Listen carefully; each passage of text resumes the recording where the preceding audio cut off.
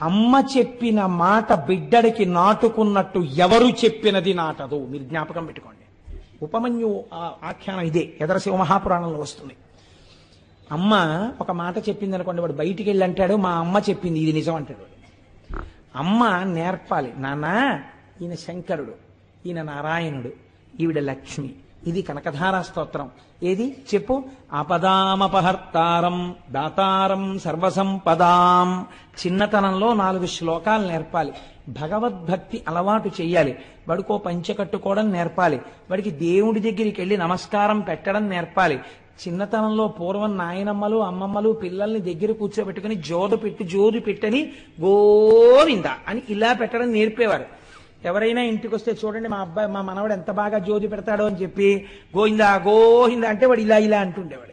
ఇలా వాడికి తెలియకుండా అన్నది వాడి యొక్క బుద్ధి మార్చి వాడిని సక్రమ మార్గంలో తిప్పేది. మనం ఇవాళ టీవీ సీరియల్ వాడికి కూర్చోబెడతాం. ఏమిటి వస్తుంది వాడికి? బుద్ధి రమ్మంటే. కాబట్టి ధర్మమునకు ప్రాతిపదిక ఎక్కడ పడుతోంది? శైశవేభ్యస్తు విద్యానాం యవ్వనే విషయైషిణాం. నువ్వు ఎంత జాగ్రత్త పరుడవైనా ఇంద్రియములు బలిష్టములు.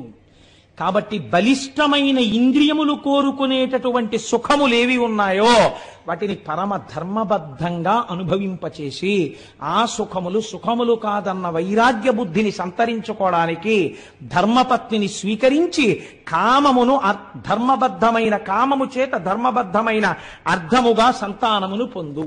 కాబట్టి విషయ సుఖములను కూడా ఈశ్వరుడి వైపుకి తిప్పింది శాస్త్రం. కాబట్టి ఇప్పుడు ఏం చెయ్యాలి?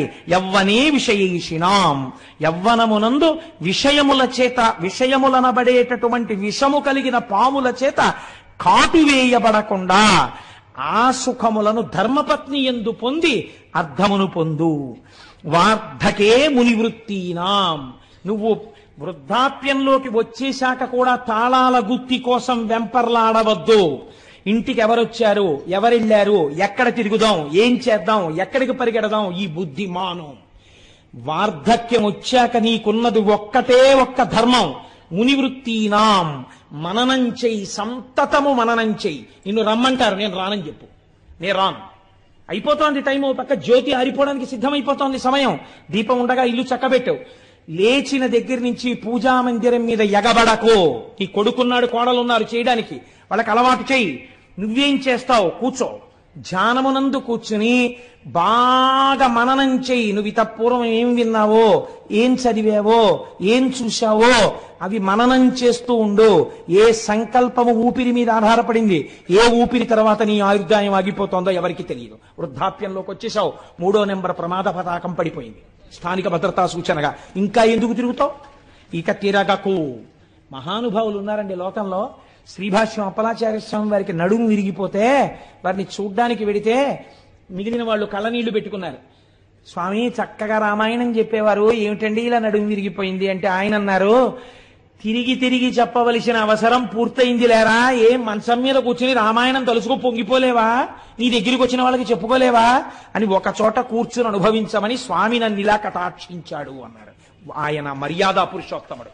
రామాయణం చదువుకుని రామోపాసన చేసిన మహాపురుషుడు ఆయన. కనుక వార్ధకే మునివృత్తీనాం యోగానంతే తనుత్యజాం. చిట్ట చివర నీ మనస్సుని యోగము చేత అనేన యుజ్యతే ఇతి యోగ. అన్నిటికీ సాక్షిగా ఉంటూ కొడుకొచ్చేదో చెప్తాడు, ఆహా అలాగేనా నవ్వు. కోడలొచ్చేదో చెప్తుంది, ఓ నవ్వు. తామరాకు మీద నీటి బొట్టు. నువ్వు అలా హాయిగా ఉండగా శరీరము నుంచి ప్రాణోత్క్రమణం జరుగుతోంది. ఏమీ హడావిడక్కర్లేదు. అవుతుందని చెప్పారు పెద్దలు, ఎన్ని మాటలు వినలేదు, ఎంతమంది వెళ్ళిపోలేదు. నా అదృష్టం. నేను ఇప్పుడు చూడబోతున్నాను. ఎవరిని చూడబోతున్నాను? మహాపురుషులైన వారందరూ శరీరాలు విడిచిపెట్టిన చోటు ఎక్కడుందో అక్కడికి వెళ్ళి నేను వారి దర్శనానికి వెళ్ళిపోతున్నాను. నేను ఏ పరమాత్మ పాదాలు పట్టుకున్నానో వాడిలోకి వెళ్ళిపోతున్నాను. కాబట్టి పడిపోతున్న శరీరాన్ని సాక్షిగా చూస్తూ నువ్వు ఆరాధించిన వాడిలో కలిసిపో. కాబట్టి ఏమైంది? యోగేనాంతే తనుత్యజాం. శరీరమును వదిలిపెట్టు. ఎంత పెద్ద మాట అన్నారో చూడండి. చచ్చిపోతున్నానని ఏడవకు. ఓ ఉత్తరీయాన్ని తీసి రాత్రి ఇంటికి వెళ్ళిపోయిన తర్వాత అలా దండెం మీద బారేసినట్టు ఫలహారమో రాత్రి భోజనమో అయిపోయిన తరువాత నీ మీద వేసుకున్న ఉత్తరీయాన్ని వదిలిపెట్టేసి పడుకోవడానికి ఓ తేలిక బట్టను ఎలా కట్టుకుంటావో అలా మళ్లీ పొద్దున్న లేచి స్నానం చేసే ముందు ఆ తేలిక వస్త్రాన్ని వదిలేసినట్టు అయిపోయింది ఈశ్వర, దీనితో ప్రయోజనాన్ని సిద్ధింపచేశావు, నన్ను అనుగ్రహించావు అని ఈశ్వరుడిలోకి చేరుతూ దీన్ని వదులు, దీనికి ధర్మం పట్టుకో. ధర్మం తప్ప వేరొక మార్గం లేదు. ఇదే శాబ్దిక ప్రమాణమైన వేదము. ఈ వేదమును ఎవరు ఇచ్చాడో వాడు రుద్రుడు. ఆ రుద్రుడు ఏమి చేస్తూ ఉంటాడు మన చేత అంటే, ఈ శాబ్దిక ప్రమాణమైనటువంటి వేదము చేత ప్రతిపాదింపబడినటువంటి ధర్మము మనకి బాగా అర్థమయ్యేటట్టుగా ఆ శివుడే ఒక గురు రూపంలో వచ్చి చెప్పి మన మనస్సులను మార్చి పరమాత్మ వైపుకి అడుగులు వేసేటట్టు బుద్ధిని చక్కదిద్దినాడు. కాబట్టి ఇప్పుడు ఎవడు రుద్రుడు? వాడే వీడు, వాడు రుద్రుడై ఉన్నాడు. కాబట్టి ఇప్పుడు వేద ప్రమాణము వైపు నడిపించాడు. మీరు రామాయణంలో ఒక చిత్రమైన సంఘటన ఉంది. తల్లి కౌసల్యామాతకెళ్ళి రామచంద్రమూర్తి నమస్కరించారు అరణ్యవాసానికి వెళ్ళిపోతూ. అమ్మా నేను బయలుదేరుతున్నానమ్మా అన్నారు. తల్లి ఏమనాలి? నాన్న లౌకికంగా పెట్టిందనుకోండి రక్ష ఆవిడంది, లక్ష్మణుడు వచ్చి తిరగబడవయా దశరథ మహారాజు మీద చంపేస్తానంటే నువ్వు ఒప్పుకోలేదు, ధర్మం పట్టుకున్నావు. నాకు తెలిసి రామా ఇది ఒక తల్లి నేర్పవలసిన మాట. ఒక తల్లి కొడుకు గురించి ఈ మాట అన్ననాడు పొంగిపోయిన మాట. ఒక తల్లి ఏ లోకంలో ఉన్నా ఎప్పుడు సంతోషిస్తుందో తెలుసా అండి? ఏ తల్లి కన్న బిడ్డడవో నయ్యా, నిజంగా ఇంత గొప్పగా ప్రవర్తిస్తున్నావు, ఎంతమందిని సంతోషపెడుతున్నావయ్యా అన్ననాడు ఆ తల్లి సంతోషిస్తుంది. ఏ లోకంలో ఉన్నా మృత్యుబాధను అనుభవించి నేను వీడిని ప్రసవించినందుకు వీడు నా పేరు నిలబెట్టాడని నా కన్న కడుపు సార్థకమైందంటుంది. కౌసల్యా లోకభర్తారం సుషుభేయం మనస్వినీతం మమార్థం సుఖం పృచ్ఛా శిరసా చాభివాదయా అంది సీతమ్మ తల్లి సుందరకాండలో. అందరూ తల్లులు బిడ్డల్ని కన్నారు వాళ్ళ కోసం. మా అత్త కౌసల్య అలా కన్లా, లోక కళ్యాణాన్ని తీసుకురాగలిగిన రామచంద్రమూర్తిని కంది. అటువంటి బిడ్డని కన్న మా అత్త కడుపుకి నమస్కారం అని చెప్పింది. అందుకని తల్లికి తెలుసు రామచంద్రమూర్తి ఎంత ధర్మం పట్టుకుంటాడో. ఆవిడంది బయలుదేరుతుంటే, నాన్న సవై రాఘవ శార్దూలా ధర్మస్వామభిరక్షతు, నువ్వు ఇంతకాలము ఏ ధర్మమును పట్టుకోవడం వల్ల నీ జీవితంలో వైక్లభ్యం లేకుండా కొన్ని కోట్ల మందికి సుఖములయందు కాని దుఃఖములయందు కాని ఆదర్శమూర్తి అయిన మర్యాదా పురుషోత్తముడు రామచంద్రమూర్తి అన్న కీర్తి గణించి యశస్వి అయి ఇంతమందికి పాఠం నీ నడువడి చేత నేర్పావో, ఆ ధర్మము నుండి నీ మనస్సు మళ్ళకుండుగాక, నీవు అనుష్ఠించిన ధర్మము నిన్ను కాపాడుగాక. నాన్న నువ్వు ధర్మము తప్పకో, ఆ ధర్మము నిన్ను కాపాడుతుంది. ఇది నేను నీకు చేస్తున్న ఆశీర్వచనం అంది కౌసల్య. రామాయణం నేర్పించి మనకి బిడ్డలకి తల్లి ఏం నేర్పాలో. కనుక ఈ ధర్మము వైపుకి మనస్సు నడిచేటట్టు చెయ్యగలిగిన వాడెవడో, శాబ్దిక ప్రమాణమైన వేదములోనున్న ప్రమాణమును నేర్పి మన మనస్సులను మార్చిన వాడెవడో వాడు రుద్రుడు. వాడి చేత పట్టుకున్న పినాకమది, దాని వింటి నారి శబ్దములే వేదములు. కాబట్టి ఇప్పుడు ఆ శాబ్దిక ప్రమాణములే వేదములు. ఆ వేదము మనల్ని ధర్మ మార్గంలో నడిపించడానికి వచ్చింది. ఆశ నీ ప్రయత్నం అక్కర్లేదు, వెంబడబడి తిరుగుతుందండి ఆశ. మిమ్మల్ని ఎలా పట్టుకులాగి, అందుకే ఆశా పాశము అన్నారు దాన్ని. తాడేసి లాగేసినట్టు లాగేస్తుంది ముందుకు వెళ్లకుండా. ఆశ ఎంత దారుణంగా ఉంటుందో ప్రమాచార్య స్వామి మాట చెప్తుండేవారు. ఒక దరిద్రుడికి మామిడి పండు తినాలనిపించింది. ఎంత చిత్రంగా ఉంటాయో చూడండి. ఆఖరికి రాక రాక మామిడి పళ్ళ సీజన్ వచ్చింది. ఎవడిస్తాడు వాడికి మామిడి పండు? ఎవడో ఒక మహానుభావుడు చూసి, అయ్యో పాపం వీడికి మామిడి పండు తినాలనిలా ఉంది, ఎప్పుడు మామిడి పళ్ళు అందరూ తినే చోటుకి వెళ్ళి కూర్చుని అలా చూస్తూ ఉంటాడు, చొంగ కారుస్తూ ఉంటాడు. ఒక పెద్ద మామిడి పండు ఇచ్చాడు. ఇప్పుడు ఆయన ఆ మామిడి పండుని చేతితో పట్టుకుని పెద్ద ఆలోచన చేశాడు. అంటే మనుష్యులకి సహజంగా ఎలా ఉంటుందో చూడండి ప్రకృతి. నాకు దొరక్క దొరికింది మామిడి పండు. ఇంటి దగ్గర భార్య ఉంది, 2 బిడ్డలు ఉన్నారు. భార్యకి 2 బిడ్డలకి నాకు నలుగురికి కలిపి ఒక్క మామిడి పండు తినడానికి సరిపోదు. పోన్లే పంచుకు తిందామంటే ఇంతంత ముక్కలు వస్తాయి. ఇలా అబ్బాయి ఎంతో బాగుందో అనేటప్పటికి అయిపోయింది. కాబట్టి ఈ సంవత్సరానికి నేను ఒక్కడినే తింటాను. వచ్చే సంవత్సరానికి ఎలాగో అలా కష్టపడి భార్యా బిడ్డలకు కూడా మామిడి పళ్ళు ఏర్పాటు చేస్తాను. చూడండి ఎంత చిత్రంగా ఉంటుందో. తను తినాలన్న దగ్గర భార్యా బిడ్డల్ని కూడా పక్కన పెట్టగలిగాడు. ఇప్పుడు తినచ్చు కదా పోనీ ఒక్కడు. ఇన్నాళ్ళు వీడు పాపం ఎప్పుడు పాపం ఏమి తింటాడండి, పిచ్చాడు, దరిద్రుడు అనేవారు నన్ను. 10 మంది చూస్తూ ఉండగా నేను ఈ మామిడి పండు తినాలి. అయితే అందరూ నన్ను చూసి, అబ్బో ఆయన మామిడి పండు తింటున్నాడండి, ఎంత మంచి మామిడి పండు, ఎక్కడ కొన్నాడో పరకంటే ఈయనకి ఏదో ఐశ్వర్యం వచ్చింది అనుకోవాలి. కాబట్టి నేను ఇప్పుడు ఈ మామిడి పండుని అందరూ చూస్తూ ఉండగా తింటాను అని ఒక అరుగెక్కి కూర్చుని బాగా జనం వచ్చే వరకు చూశాడు. అందరూ వచ్చే వరకు మామిడి పండు ఇలా ఇలా తిప్పాడు. నిజంగానే ఆశ్చర్యం వేసింది అందరికీ, ఏమిటి ఇంత మామిడి పండు ఉంది వీడి చేతిలో అని. ఇప్పుడు అందరూ చూస్తుండగా తిందామని ఆ మామిడి పండుని ఇలా కొరికి అన్నాడు. అది చేతిలోంచి జారి కిందనున్న బురదలో పడింది. ఎంత అక్కడున్నాడో అంత కిందకి వెళ్ళాడు. ఇప్పుడు ఆ మామిడి పండుని వదలలేడు. తీసి కడిగైనా తినేద్దామని ఉంది. తీసి కడిగితే వీళ్ళందరూ ఏమనుకుంటారో, ఇప్పుడు ఎవరు చూడాలనుకున్నవాడో వాళ్ళే ప్రతిబంధకం అయ్యారు. తీసి కడగడమా, ఇలా ఊరుకోవడమా? గట్టిగా చెంచాడు రసం తాగలేదే, పండు పడిపోయింది కింద, ఏం చేయడం అని ఆలోచిస్తున్నాడు. పంది వచ్చి ఎత్తుకుపోయింది. అయిపోయింది మామిడి పండు. ఆ వచ్చే సంవత్సరానికి మళ్ళీ దొరికితేను. ఇంత ఆశాపాశములు, ఇది ఒక దృష్టాంతం. ఇలాంటి ఆశాపాశాల్లో మనం ఎన్నింటితో తిరుగుతున్నాం మీరు చూడండి. సాధారణంగా ఒక మాట వినపడుతుంటుంది మనకి ఇళ్లలో. ఎక్కడికైనా వెళ్ళినప్పుడు వాళ్ళ ఇంటికి ఫంక్షన్కి వెళ్తున్నాం కదా, అదేంటి ఇలా పెడితే ఏం బాగుంటుంది, ఈ చీర కట్టుకోనా బాబాయ్, వాళ్ళ మీద ఎందుకు, ఈ ప్యాంట్ వేసుకోనా అంటే నా మీదే కదా, ఈ ప్యాంట్ వేసుకోనా, ఈ షర్ట్ వేసుకోనా, ఇలా బెల్ట్ పెట్టుకోనా, ఇలా టక్ చేసుకోనా, ఇలా స్ప్రే కొట్టుకోనా, అదేంటి మంచి గాడీ డిజైన్ ఉన్న షర్ట్ వేసుకోనా, ప్లెయిన్ షర్ట్ బాగుంటుందా, ఆయన ఫుల్ హ్యాండ్స్ వేసుకోనా, హాఫ్ హ్యాండ్స్ వేసుకోనా, ఇన్ని అడుగుతాడు. బ్రాస్లెట్ చెస్ట్లో ఉందా, లాకర్లో ఉందా, ఇంట్లో ఉందా, ఓసారి పెట్టుకోనా. బ్రాస్లెట్ పెట్టుకుని ఫుల్ హ్యాండ్స్ వేసుకుంటే కనపడుతుందా, హాఫ్ హ్యాండ్స్ వేసుకుని బ్రాస్లెట్ వేసుకోనా. ఎన్ని దిక్కుమాలిన ఆలోచనండి. దీనికి ట్రైనింగ్ కావాలండి మీకు ఎవడైనా వచ్చి చెప్పాలండి, నేర్పాలా? సహజంగా వస్తాయి. ధర్మం వైపుకి అడుగు పడాలంటే ఈశ్వరానుగ్రహం ఉండాలి. నా ప్రవర్తన ధార్మికంగా ఉందా అని చూసుకోవడానికి మీకు లోపల కలేజా రావాలి.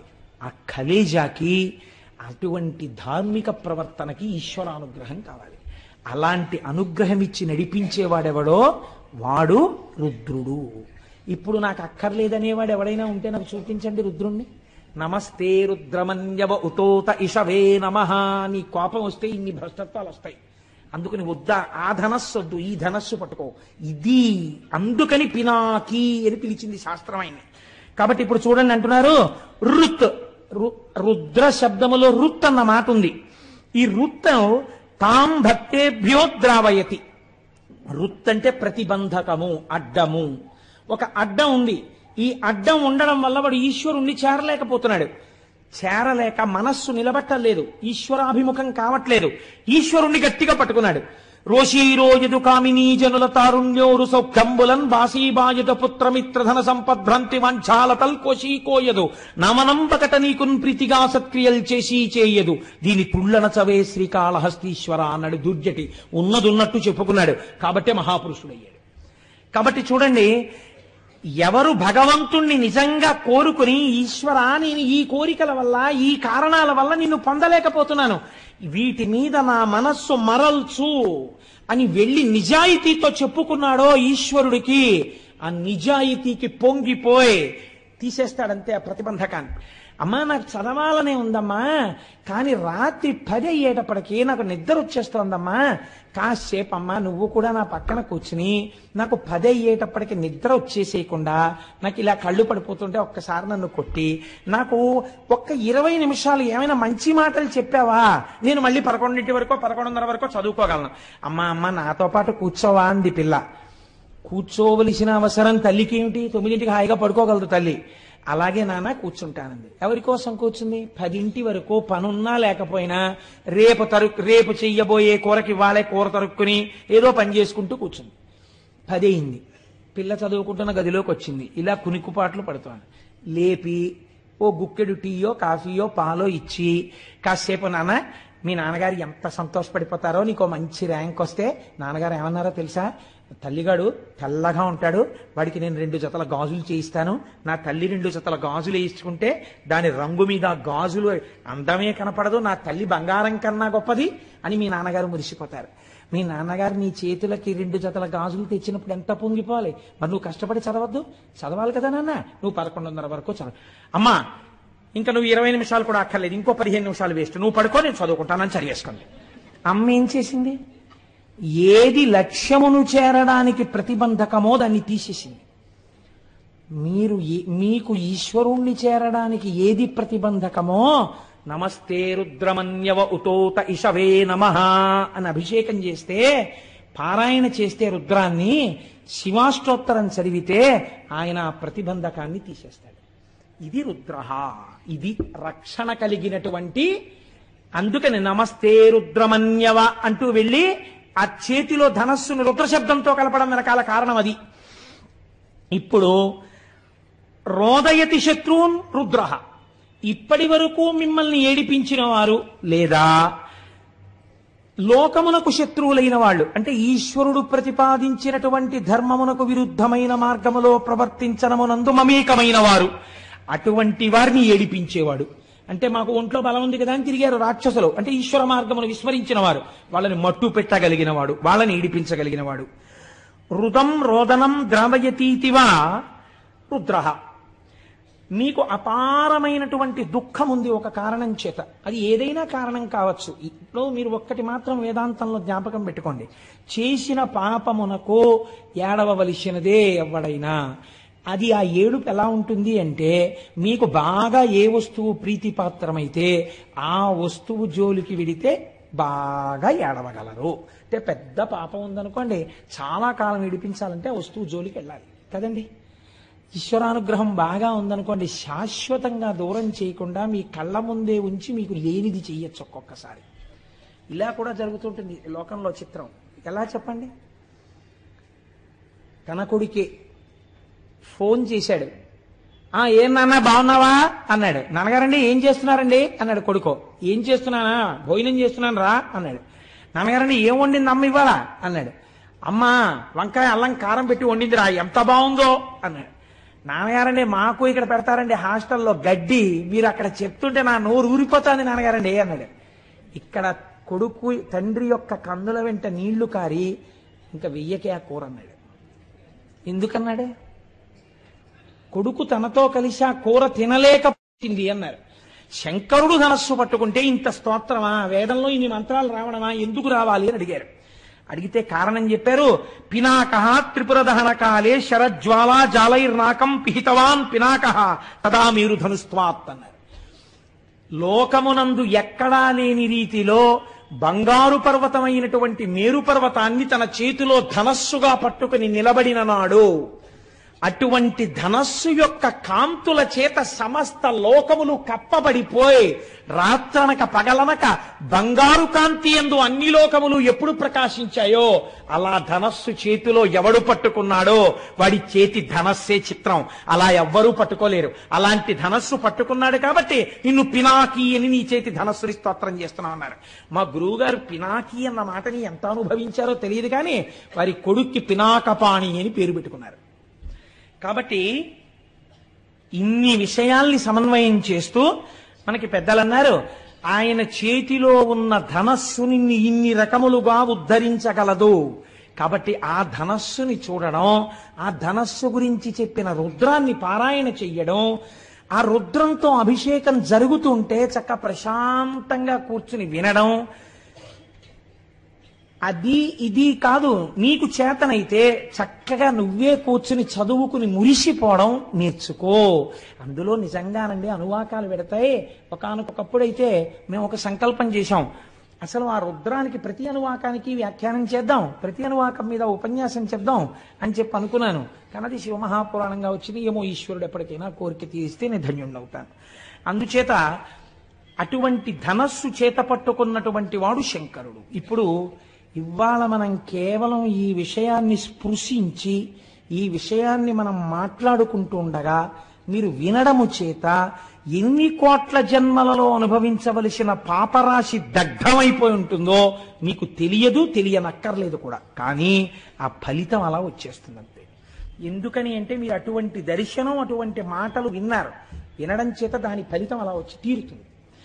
కాబట్టి శివో మహేశ్వర శంభు పినాకి శశిశేఖర, ఆయన్ని శశిశేఖర అని పిలిచారు. శశకం అంటే కుందేలు, అది దూకుతుంది, దూకే స్వభావం ఉన్నది కాలము. ఈ కాలము దూకుతుంది అని ఎందుకంటారంటే, మీరు చూడండి, సుఖము చేత కాలము దూకేస్తుంది. భోగి పండక్కి కూతురు అల్లుడు మనవలు వస్తున్నారనుకున్నప్పుడు రిటైర్ అయిపోయిన ఆయనకి ఎంతకీ భోగి రానట్టు అనిపిస్తుంది. ఇంకా రేపే భోగి అనగా అస్తమానం లేచి కళ్ళజోడు పెట్టుకుని గడియారం చూసుకుంటాడు, గౌతమి వచ్చే టైం అయిపోతోందని. మీరు కాకినాడ టౌన్ స్టేషన్లో చూడండి ఎంతమంది పెద్దవాళ్ళు ఉంటారో. ఆ కూతుళ్ళని కౌగలించేసుకుని అల్లుళ్ళని గౌరవించేసి ఆ మనవల్ని చేత్తో పట్టుకుని తాతగారండి తాతగారండి అంటుంటే వాళ్ళని ఆటోలు ఎక్కించుకుని కార్లు ఎక్కించుకుని వెళ్ళిపోయి ఆ మనవలతో ఆడుకుని కనుమ వస్తుంది, అంతే కళ్ళ నీళ్లు ప్రారంభం. ఎందుకని వెళ్ళిపోతుంది కూతురు అల్లుడును. ఏమిటో వచ్చిందనుకున్నంతసేపు పట్లేదు, ఇట్టి అయిపోయింది, భోగి నుంచి కనుమకు వచ్చేసామంటాడు. దూకేసింది కాలం సుఖంలో కదండి. కాబట్టి శశకము చంద్రుడి యందు కుందేలు ఉంటుంది. అందుకే కాలము దూకుతుంది, కాలము నిబ్బరంగా ఉంటుంది. ఒక్కొక్కసారి దుఃఖంలో ఉన్నాడు అనుకోండి, ఈ కాలం గడవట్లేదండి అసలు అంటే. 20వ తారీఖునే డబ్బులు అయిపోయాయి అనుకోండి, ఏమిటో ఈ నెల గడవట్లేదండి అసలు, 31 వస్తుందా అంటాడు. కాబట్టి కాలం చాలా గడుసుగా గంభీరంగా ఉన్నట్టుంటుంది. కాబట్టి మీరు ఈ దాంట్లో అర్థం చేసుకోవాల్సిన రహస్యం ఒకటి ఉంది. మీరు అసలు దాన్ని పట్టుకుంటే శశిశేఖర అన్న మాటకున్నటువంటి తాత్వికమైన అర్థం మీకు అర్థం అవుతుంది. ఈ కాలమునందు మీకేమొస్తోంది? ఇప్పుడు నేను చెప్పిన 2 ఉదాహరణల్లో మీకేమర్థమైంది? ఒకదాని యందు సుఖం ఉంది, ఒకదాని యందు దుఃఖం ఉంది. దుఃఖం ఉన్నప్పుడు కాలం కదలనట్టు అనిపిస్తోంది, సుఖం ఉన్నప్పుడు దూకేసినట్టు అనిపిస్తోంది. దూకేసినట్టు కనపడిన కాలాన్ని, దూకనట్టు కనపడిన కాలాన్ని మీరు వైదిక సమన్వయం చేస్తే, క్యాలెండర్లు, డేట్లు, జనవరిలు, ఫిబ్రవరిలు పక్కన పెట్టేయండి, అది మన సంప్రదాయం కాదు. మీరు రోజు చెప్పేటప్పుడు కాలాన్ని ఎలా చెప్తారు? శ్రీ వ్యయనామ సంవత్సరే ఉత్తరాయణే శిశిర ఋతువు మాఘమాసే శుక్లపక్షే పంచమ్యాం వాసరః భౌమవాసరే శుభనక్షత్రే శుభయోగ శుభకరణయే బంగుడి విశేష విశిష్టాయాం శుభరిదౌ శ్రీమాన్ శ్రీమతః అని చెప్తున్నారా లేదా? ఈ తిథులు ఎలా వస్తున్నాయి? శుక్లపక్షే అని చెప్తున్నారా? శుక్లపక్షం దేనివల్ల వస్తుంది? చంద్రుడి యొక్క కళలు వృద్ధి పొందితే శుక్లపక్షం వస్తుంది. చంద్రుడి యొక్క కళలు జారిపోతే కృష్ణపక్షం వస్తోంది. ఒక శుక్లపక్షం ఓ కృష్ణపక్షం వస్తే ఓ నెల వస్తోంది. అలా కొన్ని నెలలు కలిస్తే ఓ సంవత్సరం వస్తోంది, కొన్ని సంవత్సరాలు కలిస్తే ఓ పుష్కరం వస్తోంది. ఇలా మీకు ఆధారం ఏమిటి? చంద్రుడి యొక్క కళలు దిగడం పెరగడం. చంద్రుడి కళలు దిగడం పెరగడం ఏదో ఒక కళలోంచి రావాలి కదా. ఆ కళలోంచి పెరుగుతున్న కళలు, ఈ వెళ్ళిపోతున్న కళలు మళ్ళీ ఆ కళలోకి వెళ్ళిపోవాలి కదా. అటువంటి శాశ్వతమైన చంద్రకళ ఏది ఉందో అది పార్వతీ పరమేశ్వరుల యొక్క కిరీటముల మీద ఉంటుంది. ఇప్పుడు ఈ కాలాన్ని మీరు దేని పెట్టి కొలుస్తున్నారో, ఈ కాలమంతా ఆయన కిరీటం మీద ఒక ఆభరణం అయి ఉంది. కాలం ఆయనకి ఆభరణము, మీరు కాలమునకు వశులు. ఎంత తేడా వచ్చింది చూడండి. కాలమునకు వశులైన మిమ్మల్ని కాలాతీతుల్ని చేసి తనతో సమానమైన వాడిగా చేసుకోగలడు. ఇది శశిశేఖర. అసలు నిజమైన తాత్వికమైన అర్థం అది. ఎవరు ఆయన పాదములు పట్టుకుంటున్నారో అటువంటి వాడికి జ్ఞానమిచ్చి కాలాతీతుణ్ణి చేసి మళ్లీ పుట్టవలసిన అవసరం లేకుండా ఇదే చిట్ట చివరి మరణము. ఎందుకని? ఇక మళ్లీ మరణం లేదు, ఎందుకంటే పుట్టుక లేదు. కాబట్టి ఈ స్థితికి పెంచగలడు. కాలము ఆభరణముగా ఉన్నవాడని చెప్పడానికే చంద్రరేఖని పొంది ఉంటాడు. మోక్షం ఇయ్యగలిగిన వాడని చెప్పడమే చంద్రరేఖని ధరించి ఉండడం. ఇదే శశిశేఖర. అసలు తాత్వికమైన రహస్యం అది, శశిశేఖర అన్న మాటకి. సరే, కానీ మనం అంటాం సోమనాథలింగము అన్న విషయాన్ని ప్రస్తావన చేస్తాం. కానీ ఇది కూడా పరమ సత్యం, లేకపోతే జ్యోతిర్లింగం రాదుగా. మీరు చూడండి, మళ్ళీ ఇక్కడ ఒక చిత్రమైన మాట ఉందండి. శివ సంబంధమైన విషయాల్లో కొన్ని ఆశ్చర్యకరమైన మాటలు ఉంటాయి. మీరు కంచిలో ఉండేటటువంటి లింగం దగ్గరికి వెళ్ళి ఇది జ్యోతిర్లింగము అని మీరు అన్నారనుకోండి, శాస్త్రం అంగీకరించద్దండి. దాన్ని ఏమంటారంటే అష్టమూర్తుల యందు అది ఒక లింగము, పృథివీ లింగము అని పిలుస్తారు. పంచభూత లింగాల్లో అదొకటి. అలాగే కాళహస్తి వెడితే అది వాయులింగం, అది జ్యోతిర్లింగం కాదు. అలాగే మీరు జంబుకేశ్వరం వెడితే జలలింగం, అది జ్యోతిర్లింగం కాదు. కానీ మీరు కొన్ని లింగాలు ఉన్నాయి, వాటిని జ్యోతిర్లింగములని పిలుస్తారు.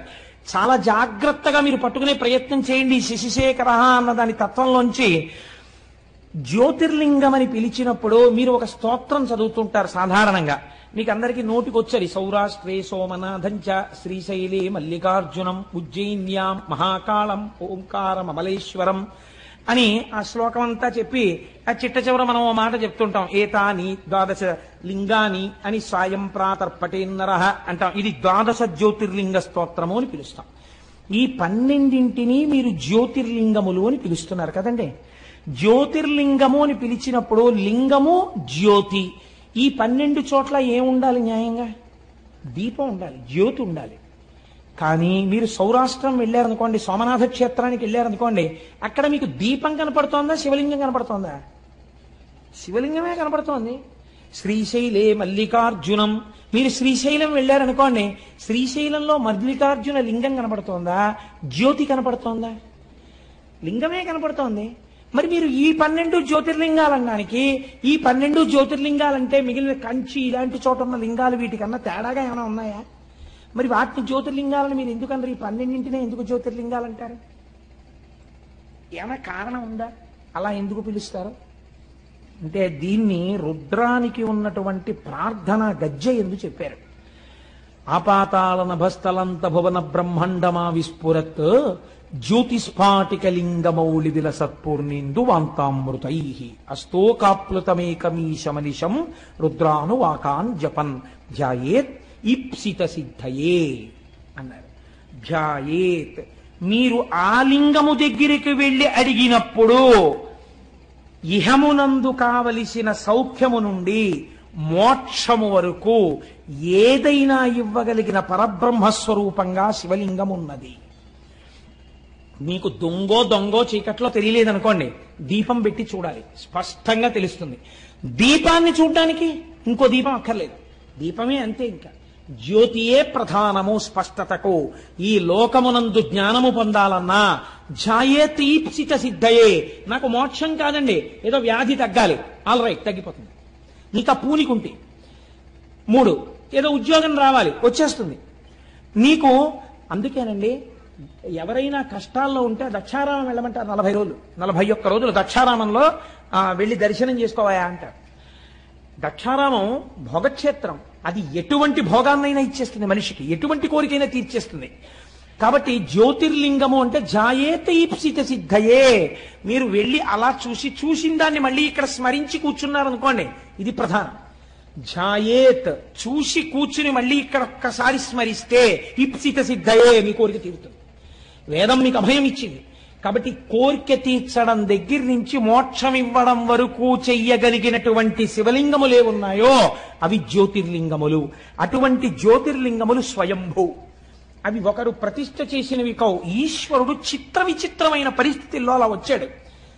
అలా ఎందుకు వచ్చాడు అన్నదాన్ని మనం 2గా చెప్తాం శాస్త్రంలో. ఎలా చెప్తామంటే, ఒకటి స్థల పురాణము అంటాం.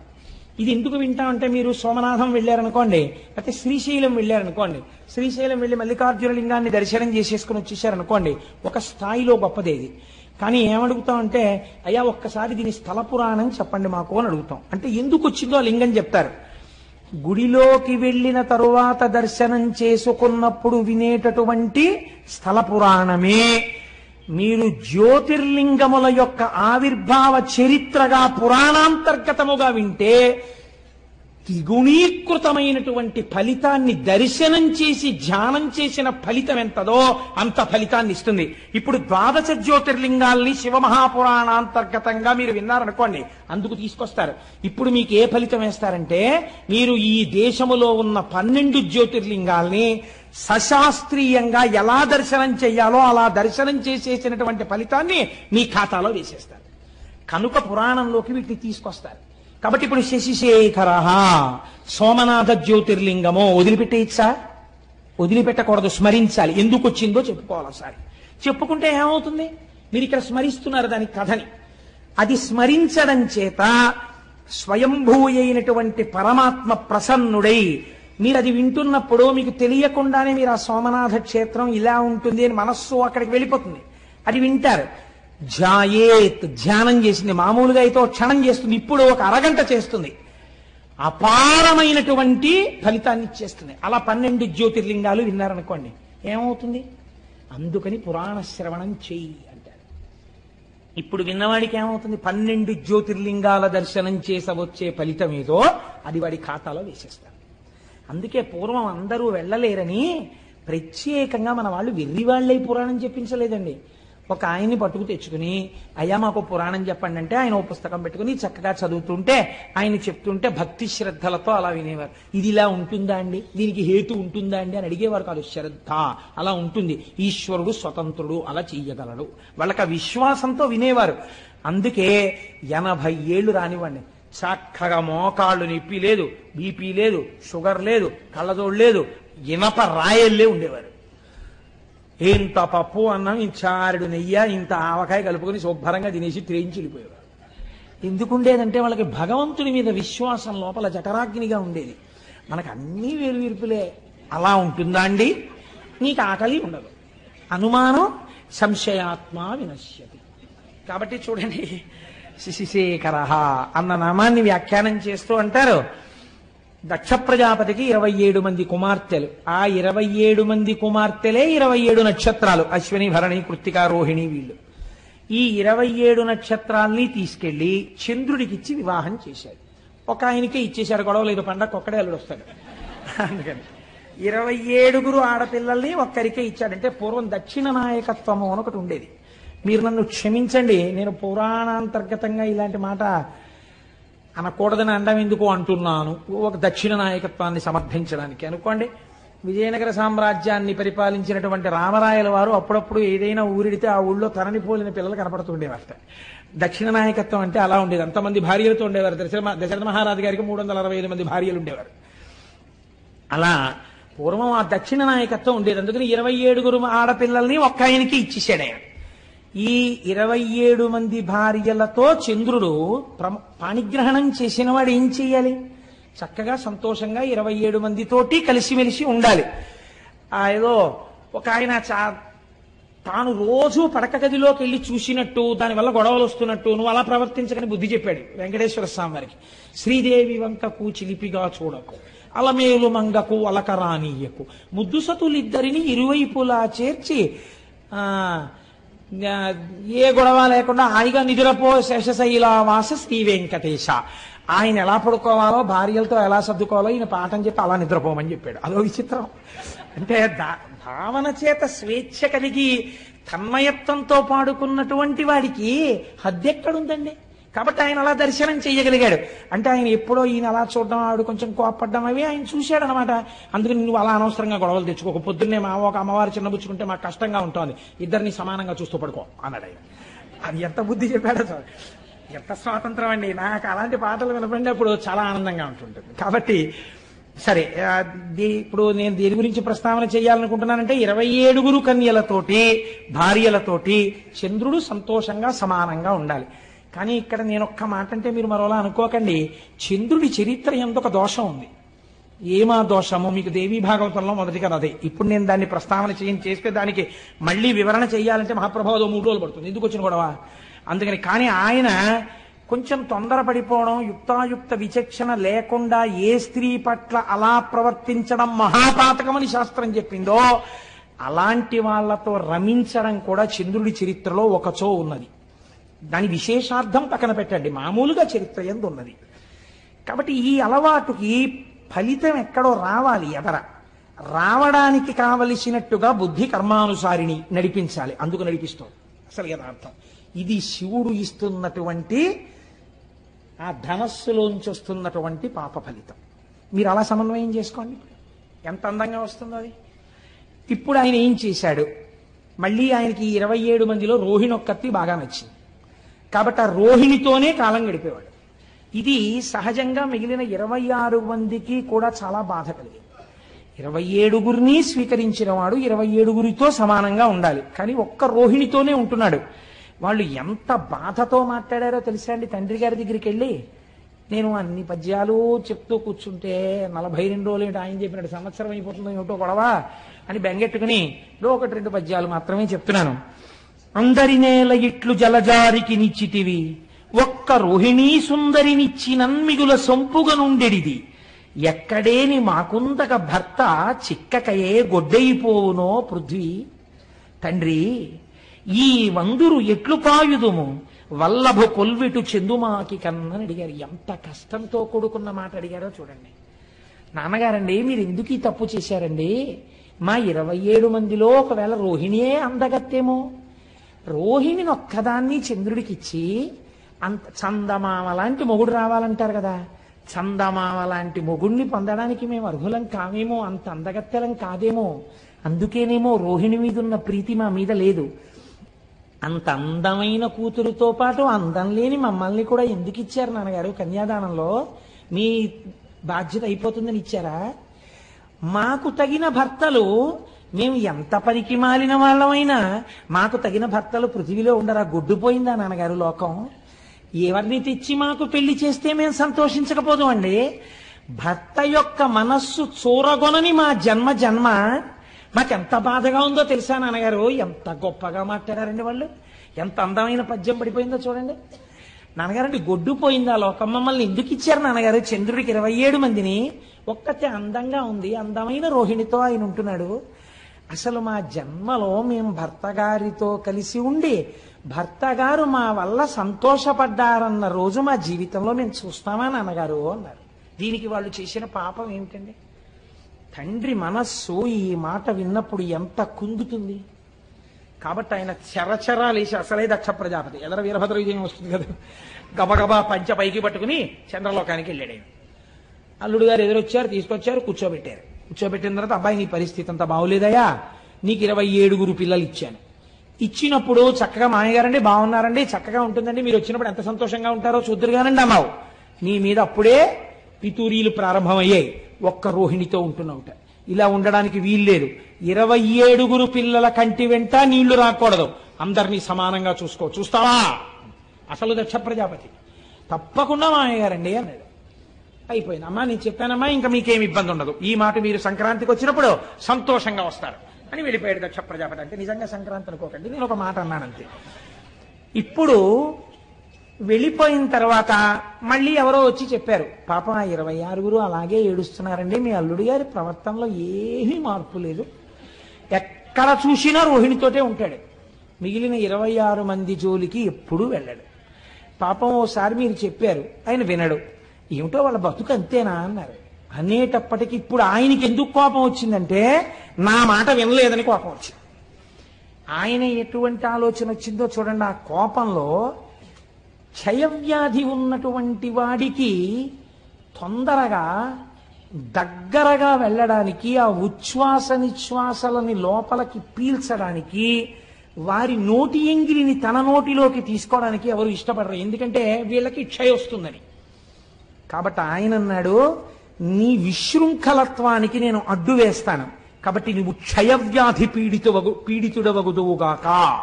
ఆయన ఉద్దేశం ఏమిటి? పూర్వం సంతోషపడినట్టు రోహిణి కూడా నీ దగ్గరికి రానివ్వడు, క్షయ వచ్చింది కాబట్టి. ఇప్పుడు శుశ్రూష చేయడానికి భార్యలని మాత్రం మిగిలిన వాళ్ళని పిలుస్తావు, నీ బతుకు బయటెడుతుందన్నాడు. క్రోధంలో అదుపు తప్పిన మాట వచ్చేసింది మామగారు నోటి వెంట. వచ్చి నువ్వు క్షయవ్యాధి పీడితుడు వగుదువుగాక అన్నాడు. ఈయనకి క్షయవ్యాధి వచ్చింది, కానీ దేవతలందరికీ భోజనాలు పోయి ఉపవాసాలు చేసి న్యూరోబియాన్ ఇంజక్షన్లు చేయించుకోవాల్సి వచ్చింది. వాళ్ళందరూ నీరసపడిపోయారు. ఇదేంటండి, చంద్రుడికి క్షయవ్యాధి వస్తే దేవతలకి నీరసం రావడం ఎందుకు అంటే ఇక్కడ ఒక పెద్ద మర్మం ఉంది. చంద్రుడు బాగా ప్రకాశిస్తే ఆయన యొక్క అనుగ్రహం చేత ఓషధులు ప్రకాశిస్తాయి. ఓషధులు బాగా ప్రకాశిస్తే ఆ ఓషధులతో కూడినటువంటి ద్రవ్యములతో యజ్ఞం చెయ్యాలి. ఈ యజ్ఞంలో ఓషధుల్ని కూడా వేస్తే ఈ హవిస్సులు దేవతలు తీసుకుంటారు. దేవతలు తీసుకుని వాళ్ళ ఆకలి తీరితే మనకి మంగళములను ఇస్తారు. దేవతలకి హవిస్సులు లేవు, లోకాలకి మంగళాలు లేవు. ఇటు వీళ్ళు మాడిపోయారు, అటు వాళ్ళు మాడిపోయారు. ఎందుకు వచ్చింది ఇదంతా? చంద్రుడికి క్షయవ్యాధి వచ్చింది. కాబట్టి ఇప్పుడు ఇది ఎవరి సమస్య అయి కూర్చుంది? చంద్రుడి వ్యక్తిగత సమస్య కాదు, అన్ని లోకాల సమస్య. ఎంత చిత్రంగా పరిణమించిందో చూడండి విషయం. ఇప్పుడు వీళ్ళందరూ మాట మాట్లాడుకున్నారు. అత్రి మహర్షిని పిలిచారు. అందరూ కలిసి చతుర్ముఖ బ్రహ్మగారి దగ్గరికి వెళ్ళారు. పెద్ద ఆయన పాపం ఆయన్ని అడుగుతారు అందరూ. ఆయన దగ్గరికి వెడితే చూడండి, మనం సాధారణంగా ఓ మాట అంటాం, ఏమండి వీడు ఇలా తప్పు చేశాడు, కొంచెం చేయండి. వీడికే చెయ్యాలి ఉపకారం, వీడికండి చెయ్యాలి. మీరు తండ్రి, మీరు మర్చిపోయారేమో, వీడు చేసిన తప్పుడు పనులన్నీ నాకు బాగా గుర్తున్నాయి. ఎంత ఏడిపించాడంటే బృహస్పతిని నాకు తెలీదా? ఆ రోజు నేనే కదా చతుర్ముఖ బ్రహ్మని జోక్యం చేసుకున్నాను. వీడికి అసలు ఇటువంటి ఇది రావాలి. బాగా వచ్చింది నాళ్ళకి, మామగారు బలి చేపించాడు. కానీ ఇగో వీళ్ళ కోసం ఓ మార్గం చెప్పక తప్పదు అని చెప్తాడు. చూసారా ఓ పెద్ద ఆయన, అలాగే చెప్పాడు బ్రహ్మగారు. ఆ పద్యం వినండి ఎంత గొప్పగా పడిందో. పరకాయ ప్రవేశం చేసి అత్యంత సహజమైన రచన చెయ్యడం అంటే అది.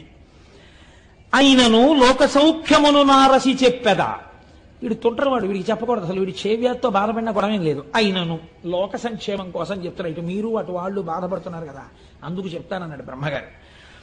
ఆ ప్రభాసమాన్యూనత రాఘహారియగు నొద్దిక వీడట చేరి శంకరున్ పూనిక కొల్చుచున్ తపసుభూని వసించిన కొన్ని నాళ్లకి గ్లానిని మాన్పగాగలదు కాలహరుండు దృఢంబు పొండికన్. నేను చెప్తున్నాను రా ఉపాయం. ఏహీ లేదు, వీడు ప్రభాస క్షేత్రానికి వెళ్ళాలి.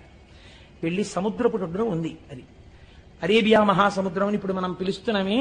ఆ సముద్రపు ఒడ్డుకు వెళ్ళి కూర్చుని ఆ ప్రభాస క్షేత్రంలో ఓ గుంట తవ్వి అందులో ఒక పార్థివలింగాన్ని పెట్టుకుని పంచాక్షరీ మహామంత్ర జపాన్ని మృత్యుంజయ మహామంత్రంతో కలిపి అనుష్ఠానం చెయ్యాలి.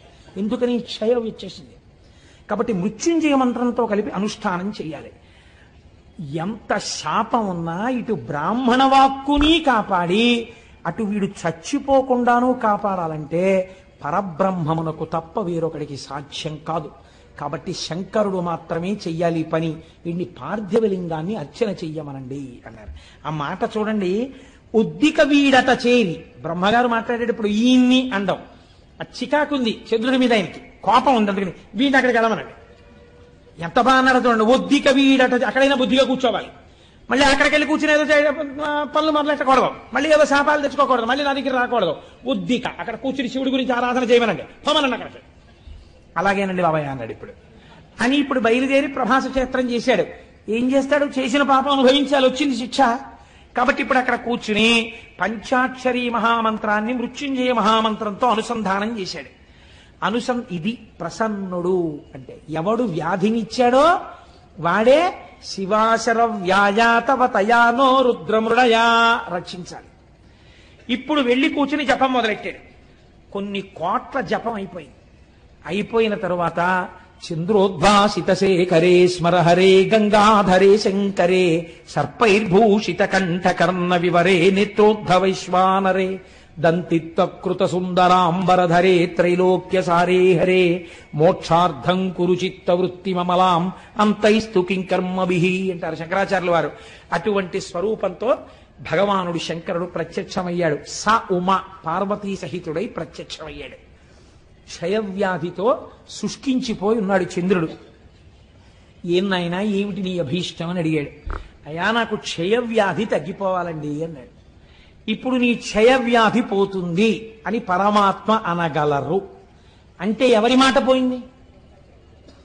దక్ష ప్రజాపతి మాట పోయింది. అంటే నేను శాపం పెట్టేవాడిని, నువ్వు రక్షించేవాడివా అంటాడు. కాబట్టి ఇప్పుడు ఇద్దరిని దృష్టిలో పెట్టుకోవాలి. అటు పెద్ద ఆయన మాట నిలబడిపోవాలి, ఇటు పిల్లాన్ని రక్షించాలి.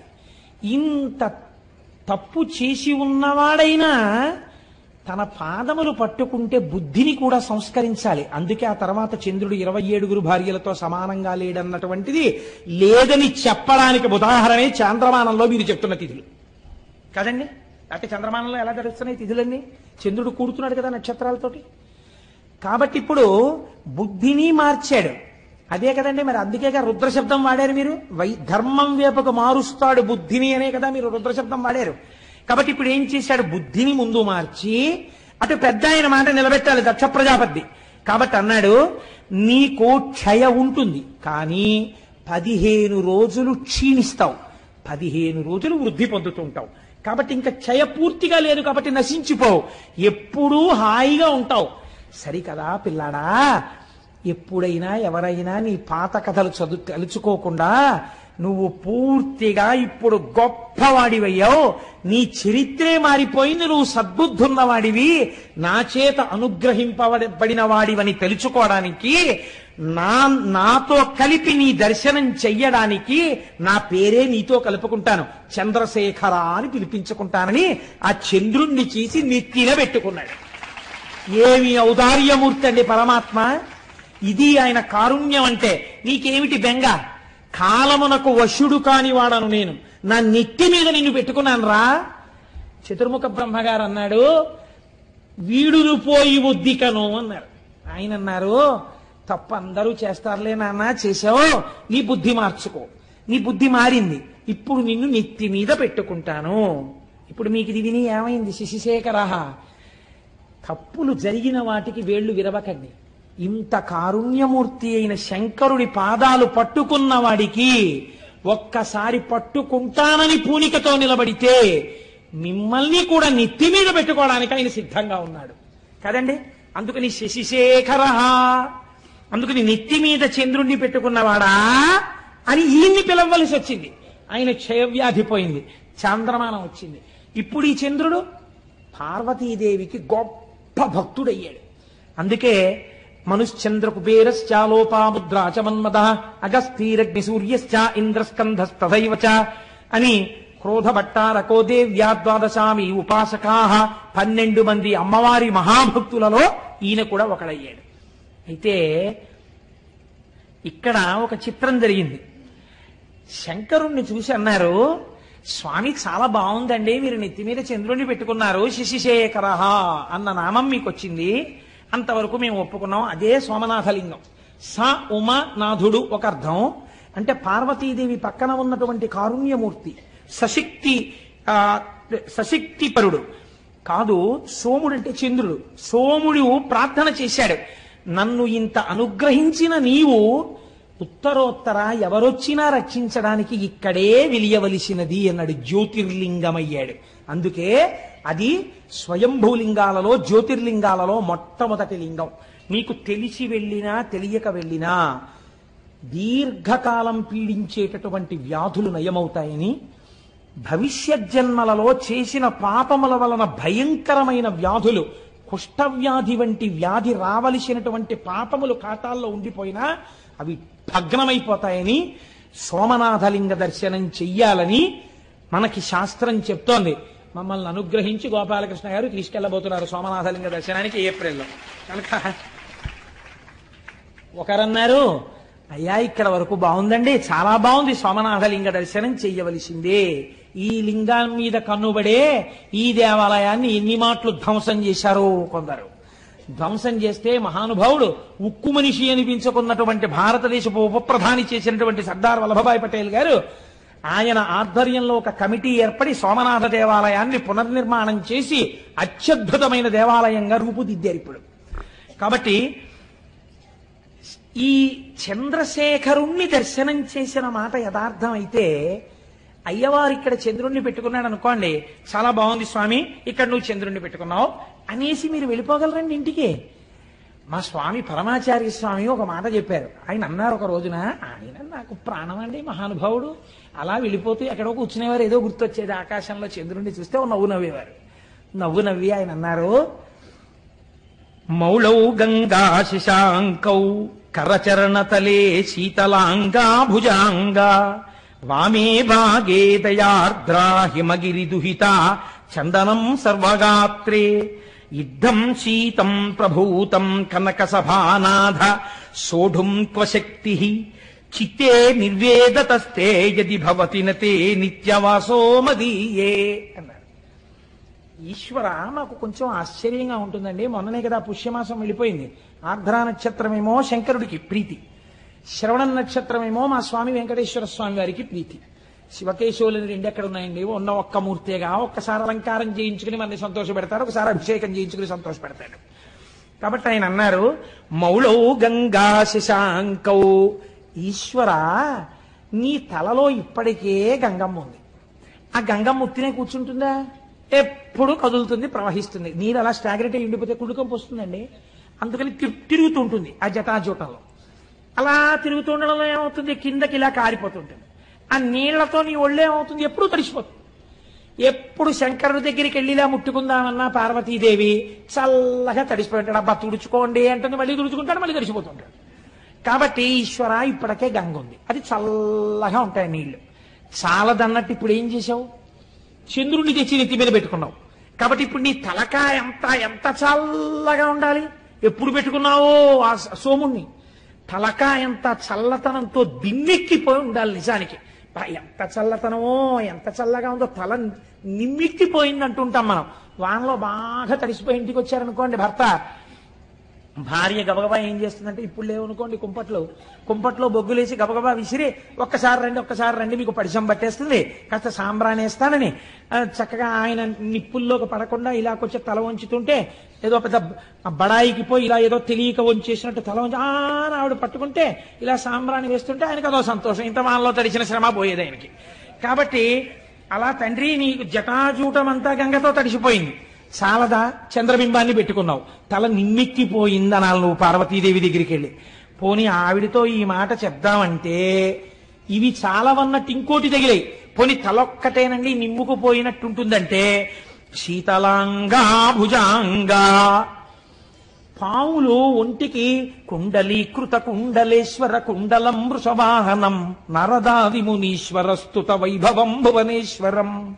ఆయనకి చెవులకి పావులే, కంఠంలో పామే, భుజాలకి పాములే, పాదానికి వాసుకి చుట్టుకుని ఉంటాడు. వాసుకి ఇద్దరికి ఆభరణం, నారాయణుడికి ఇటు శివుడికి వాసుకి చుట్టుకుని ఉంటాడు. వాళ్ళు చుట్టుకుంటే మీకేమిటండి బెంగ అంటారేమో. పాము అడుగు భాగం చాలా చల్లగా ఉంటుంది. ఇంత చల్లగా ఉన్న పాములు ఒళ్ళంతా చుట్టుకున్నాయి. పైన అంటుంటాలి ఒళ్ళంతా పాములు. సాధారణంగా పైన చలేస్తే తడిసిపోతే ఏదో ఒళ్ళంతా ఇలా దగ్గర పెట్టుకుని అంటారు. ఇవి చలి, ఒళ్ళంతా ఇవే. వీటిని ఏమైనా అన్నా ఉంటే ఇంకా పాకుతాయి, ఇంకా చలి. ఒళ్ళంతా చల్లగా ఉంటుంది. పోన్లేవయ్యా, ఎవడైనా ఏం చేస్తాడు ఇంత చల్లగా ఉంటే? మరోలా అనుకోకండి, మర్యాదకి చెప్తున్నాను. ఉత్తర క్షణంలో ఉష్ణాన్ని పొందాలంటే వెళ్ళి భార్యను ఆలింగనం చేసుకోవాలి, కాస్త వెచ్చటి సుఖాన్ని పొందాననుకోవాలి. పోనీ అలా వెళ్ళి నువ్వు మీ ఆవిడ్ని కౌగిలించుకున్నావు అనుకో, ఆవిడిటువంటిది. వామే భాగే దయార్ద్రా హిమగిరి దుహిత, ఆవిడ హిమవంతుడి కూతురు. పైగా ఆవిడెప్పుడు ఎలా ఉంటుంది? దయార్ద్ర, దయతో తడిసిపోయి బిడ్డల్ని ఎలా రక్షిద్దాం అని పరమ దయతో తడిసిపోయి ఆవిడ ఉంటుంది. పైగా హిమవంతుడి కూతురు కాబట్టి చల్లని తల్లి. అమ్మలగన్నయమ్మ ముగురమ్మల మూలపుటమ్మ, చాలా పెద్దమ్మ, చల్లని అమ్మ. చల్లని తల్లండి అంటాం కదా, ఇది చల్లని తల్లి. దృశాద్రాఘీయస్యాదర దళిత నీలోత్పల రుచాదవీయంసం దీనం స్నపయ కృపయా మమ పిశివే అంటారు శంకరాచార్యుల వారు. అలా అపారమైన దయ కళ్ళల్లోంచి కురిపించేస్తుంటుంది. ఒళ్ళేమో హిమవంతుడి కూతురు కాబట్టి తండ్రి గారి పోలికలు వచ్చాయి పిల్లకి.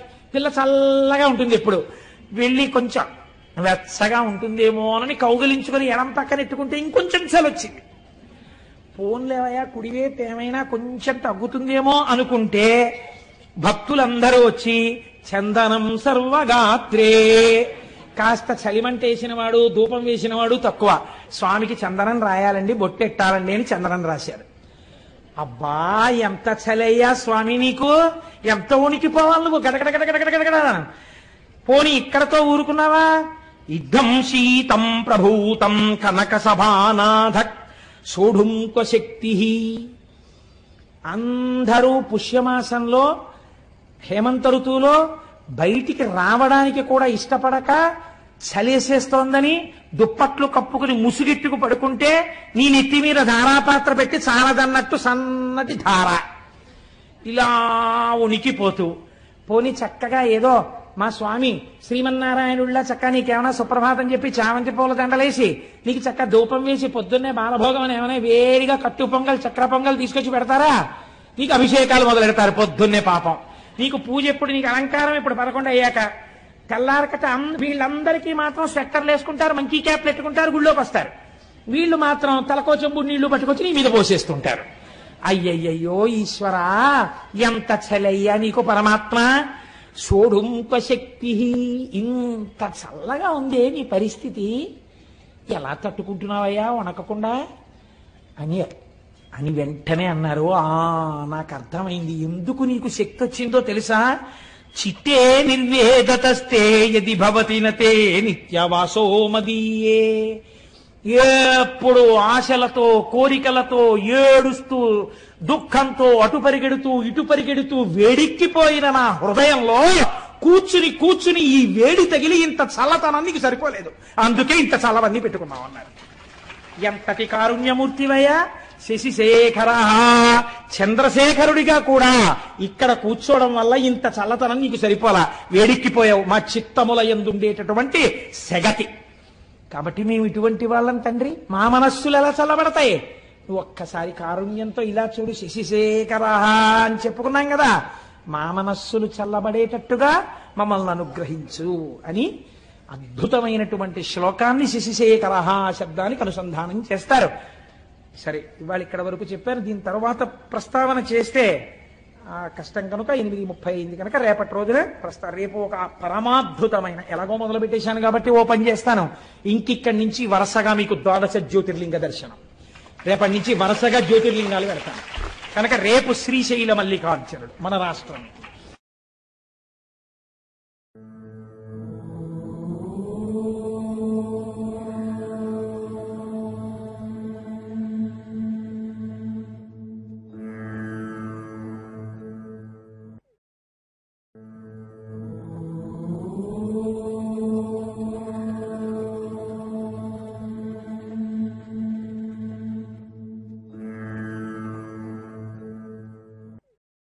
నిన్నటి రోజు ఆ సౌరాష్ట్రములో వెలిసినటువంటి సోమనాథుడి గురించి మనం కొన్ని విషయాలను విజ్ఞాపన చేసుకుని ఉన్నాం.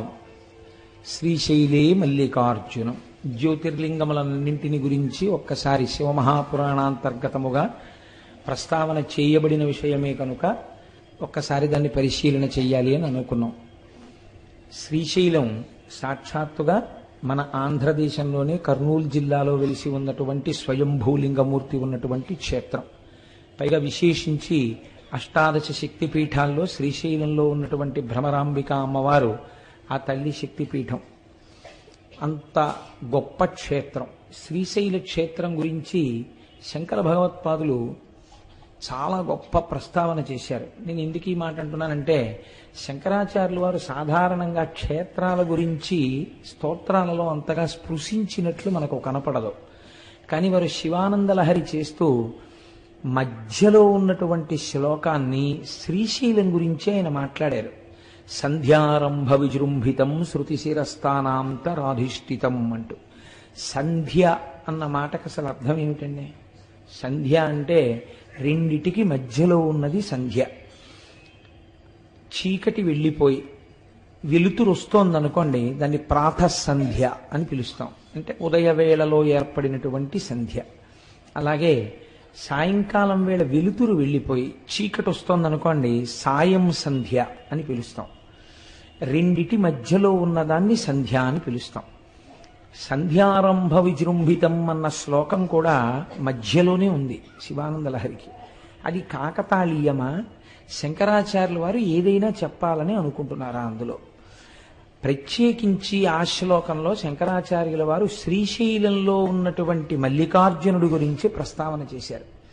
ఎందుచేత అంటే, సంధ్యారంభ విజృంభితం శృతిశిరస్థానాంతరాధిష్ఠితం సప్రేమ భ్రమరాభిరామమసకృత్సత్వాసనాశోభితం అంటూ భ్రమరాంబిక అమ్మవారి యొక్క నామాన్ని అందులో ఉటంకించారు. శివాలింగితం అని పూర్తి చేస్తూ పార్వతీదేవి చేత ఆలింగనము చేయబడిన స్వరూపంగా దర్శనం చేశారు ఆయన. ఇందులో మీరు తెలుసుకోవలసినటువంటి రహస్యం ఒకటి ఉంది. సంధ్య అన్న మాట ఏ ఆత్మ, మీరు జాగ్రత్తగా పరిశీలన చేయండి. ఎందుచేతంటే సంకల్పము వికల్పము అని రెండు ఉంటాయి. ఇది మనస్సు చేసేటటువంటి పని. ఒకే వస్తువుని గురించి నిరంతరంగా ఆలోచన చేసింది అనుకోండి మనస్సు, దాన్ని ధ్యానము అంటారు. సాధారణంగా ఇది మనం ఎప్పుడు చేస్తామంటే, మీకు తెలియకుండా మీరు చేసేస్తుంటారు ధ్యానం. మామూలుగా మీకు విషయం ద్యోతకం అవుతోందనుకోండి, లోపల ఎటో చూస్తూ ఏదో మాట్లాడుతూ చెప్పేస్తారు. మీకు విషయం జ్ఞాపకంలోకి రాలేదనుకోండి, మొన్నను మీకు ఏదో పని చెప్పాను, ఏం చెప్పానండి అని బయట చూడరు, ఏం చెప్పాను అని కళ్ళు మూస్తారు. కళ్ళు మూసుకోగానే మీరు జ్ఞాననేత్రం మీద ఒక్కసారి ధ్యానం చేశారనమాట ఆ వస్తువు గురించి. ఆజ్ఞాచక్రం మీద మనస్సు పెట్టగానే అది జ్ఞాపకానికి వస్తుంది. ఇది లౌకిక విషయాల్లో మనం చేస్తూ ఉంటాం. నిజంగా ధ్యానంలోకి అన్వయం చేసుకోవడం మనకి చేత కాదు, చేసుకుంటే చాలా అందంగా ఉంటుంది. ఇప్పుడు ఈ మనస్సులోంచి ఒక సంకల్పం వస్తుంది. అది ఏదో ఒక్క విషయం గురించే మాట్లాడింది అనుకోండి, అది చాలా గొప్ప విషయమై కూర్చుంటుంది. అలా మాట్లాడుతుంది. మీరు ఎప్పుడైనా మనస్సుని పరిశీలన చేయండి. అది ఏం చేస్తుందంటే మీరు దాన్ని స్వేచ్ఛగా విడిచిపెట్టి ఓ 10 నిమిషాలు ఇది ఇప్పటిదాకా ఏం చేసిందని వెనక్కి తిరిగి చూడండి. ఒక్క విషయం గురించి మాట్లాడదు. కాసేపు రేపు నేను ఇదొకటి చెయ్యాలి కదా, రేపు ఓంకార క్షేత్రం గురించి వస్తే గొప్ప విషయమే, భగవంతుడి గురించి ఆలోచించినట్టు అవుతుంది. రేపు నేను ఆ పని మీద వెళ్ళాలి, ఆఫీసులో ఈ పని రేపు పూర్తయిపోతుందా, రేపు ఫలానా వాళ్ళకి ఫోన్ చేద్దాం అనుకున్నాను, అదో పని చేయాలి, తర్వాత నేను బట్టలు దర్జీకిచ్చి చాలా రోజులైంది అవి తెచ్చుకోవడం మర్చిపోతున్నాను, ప్రతిరోజు అదొకటి తెచ్చుకోవాలి. ఇప్పుడు ఎన్ని విషయాలు ఆలోచించింది, అది ఏ ఒక్క విషయం మీద ఎడతెగని ఆలోచన లేదు. ఇలా ఇలా ఇలా ఇలా ఇలా ఇలా ఎగురుతుంది వస్తువుల మీద. అది దానికి ఉన్నటువంటి స్వభావం మనస్సుకి. ఇటువంటి మనస్సు ఒక ఆలోచన చేసి ఆ ఆలోచనను వదిలిపెట్టి ఇంకో ఆలోచన వైపుకి వెళ్ళాలి. చాలా జాగ్రత్తగా ఆలోచించండి. ఈ రెండు ఆలోచనల మధ్యలో ఏముంది? ఆత్మ ఉంది, మనస్సు లేదు. మళ్ళీ అది ఎక్కడి నుంచి పుట్టాలి? ఇంకో సంకల్పం. ఆత్మచేత ప్రకాశిస్తున్న మనస్సులోంచి ఇంకో సంకల్పం పుట్టాలి. రెండు సంకల్పాల మధ్యలో ఉన్నదేదో అది సంధ్య. ఆ సంధ్య ఆత్మస్వరూపం. ఆ ఆత్మస్వరూపం జ్యోతిర్లింగమైన మల్లికార్జునుడు. కాబట్టి శివానందలహరిలో మధ్య శ్లోకం సంధ్యారంభ విజృంభితం. అది శంకరాచార్యులు వారి ప్రజ్ఞ. ఎంత గొప్పగా వారు అన్వయం చేశారో చూడండి. ఇటువంటి శ్రీశైల క్షేత్రం మన ఆంధ్రదేశంలో ఉండడం మన అదృష్టం నిజానికి. ఆ ఉన్నటువంటి క్షేత్రము పరమేశ్వరుడు వెలిసినటువంటి కొండ పేరు శ్రీగిరి.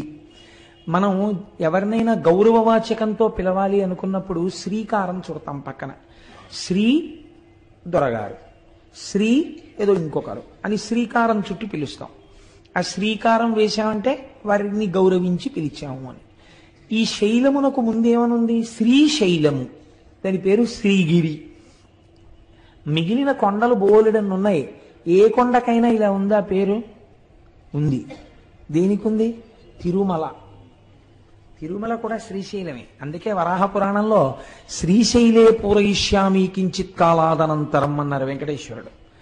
శ్రీశైలములు రెండు. ఒక శ్రీశైలము తిరుమల. తిరు అంటే ద్రవిడ భాషలో గౌరవవాచకం, శ్రీకారం. తిరుమలై, మలై అంటే కొండ. శ్రీశైలము సంస్కృతంలోకి చెప్తే ఇది శ్రీశైలము. అక్కడ కరచరణాదులతో ఉన్నాడు, ఇక్కడ లింగమూర్తిగా ఉన్నాడు, రూపరూపిగా ఉన్నది ఒక్క పరమాత్మే, రెండుగా భాషిస్తున్నాడు. ఇక్కడ ఉన్నటువంటి శ్రీశైలము, ఆ కొండ పేరు శ్రీగిరి. ఈ శ్రీగిరి అన్న పేరు ఎందుకు వచ్చింది అంటే దాని గురించి స్థల పురాణం ఒక మాట మాట్లాడింది. ఒక భక్తురాలు నేను ఈ కొండగా మారాలని కోరుకున్నది కాబట్టి ఆమె శైలముగా మారినది అని కాదు. దాని యొక్క తాత్వికమైన రహస్యం వేరు. కొన్ని పరమ పవిత్రమైనటువంటి కొండలుంటాయి. ఈశ్వరుడు కోరి కోరి అక్కడ స్వయంభూగా వెలుస్తాడు. అలా వెలియాలంటే అది ప్రాకృతముగా ఉన్నటువంటి కొండ కాదు, దాని యందు ఏదో శక్తి ఉండాలి. మీరు చూడండి, మనకి ఒక మాట మాట్లాడుతుంటారు, శిలాభోగం స్థలాభోగం అంటారు. శిలాభోగం అంటే ప్రపంచంలో ఎన్నో శిలలు ఉంటాయి. ఏదో ఒక శిలని పట్టుకొచ్చి ఒక ఆయన చెక్కుతాడు, ఓ గుళ్ళో పెడతాడు. దానికి ఎన్ని అభిషేకాలో ఎన్ని పూజలో అది మూర్తి అయిపోయింది, శిలాభోగం. అంతకన్నా గొప్ప మూర్తిని చెక్కి ఇంకో గుళ్ళో పెడతారు, ఆ గుళ్ళోకి వెళ్ళేవాడు ఉండడం. శిలాభోగం అంటే దానికి లేదా అదృష్టం రాని ఇక్కడికి భక్తులు అంటారు. స్థలాభోగం, మీరు కొన్ని కొన్ని స్థలాలు చూడండి, మహాత్ములు అడుగుపెట్టిన వేళా విశేషం ఏమిటో తెలియదు కానీ నేను విశాఖపట్నంలో చూశాను అలాంటి ఇల్లు. ఒక ఇల్లు ఉండేది, అంటే మా బంధువులే ఉండేవారు అందులో, అందుకని నాకు తెలుసు. చీకటి గుహ ఎలా ఉంటుందో గదులు అలా ఉండేవి ఆ ఇంట్లో. అంత చీకటి, అంత అలా ఉండేవి ఆ గదులన్నీ కూడాను. కానీ ఆ ఇంట మంగళతోరణం కట్టి మళ్ళీ మంగళతోరణం ఎండిపోయింది తీయడానికి టైం ఉండేది కాదు, మళ్ళీ తోరణం కట్టేసేవారు. ఎప్పుడూ శుభమే. ఆ ఇంట్లో ఎంత చిత్రం అంటే ఏదైనా శుభకార్యం జరగట్లేదంటే ఆ ఇంటికి వెళ్ళి ఓ 4 రోజులు ఉంటే శుభకార్యం అయిపోయేది. స్థలాభోగం, మీరు ఏమని చెప్పగలరు దానికి? స్థలాభోగం అనాలంతే. అంటే ఆ ఇంటికి ఏదో మహత్తరమైనటువంటి ఓ పెంకో ఏదో వచ్చేసింది అనమాట. ఆ స్థలం అటువంటిది. మనకి తెలియదండి ఒక్కొక్కసారి ఆ స్థలం అంత శక్తివంతమైందని మనం కనిపెట్టలేము, పెద్దలైతే కనిపెడతారు. శంకరాచార్యుల వారు పాదచారి అయి నడుస్తున్నప్పుడు ఒకానొక చోట వారు ఎండ నుంచి సేద తీరడం కోసమని కూర్చున్నారు. మంచి రోహిణీ కార్తె. అటువంటి సమయంలో ఒక కప్ప నీటిలోకి దూకలేకపోయింది, ఆ ఎండకి శోషించిపోయింది. పక్కన పుట్టలో ఒక పెద్ద నాగుపాం ఉంది. ఆ నాగుపాం పాకుతూ వచ్చి కప్పని మింగుతుందని శంకరాచార్యుల వారు చూస్తున్నారు. అది పడగ పట్టి ఆ పడగ నీటిలో కప్పకి విశ్రాంతినిచ్చింది. విశ్రాంతి తీసుకున్న కప్ప నీటిలోకి దూకింది. వెంటనే శంకరాచార్యుల వారు అంతర్ముఖులై చూశారు. ఒక నాగుపాం కప్పకి ఎందుకు పడగ పట్టింది, కాబట్టి ఈ స్థలానికి ఏదో ప్రాముఖ్యత ఉండాలి అని. అప్పుడు వారు లోపల అంతర్ముఖులై చూస్తే అది ఋష్యశృంగ మహర్షి తపస్సు చేసిన ప్రదేశం. అందుకే అక్కడ జీవులకు ఒకదాని పట్ల ఒకదానికి శత్రుభావన లేకుండా చెనకకుండా అంత సంతోషంగా కలసిమెలసి ఉంటున్నాయి.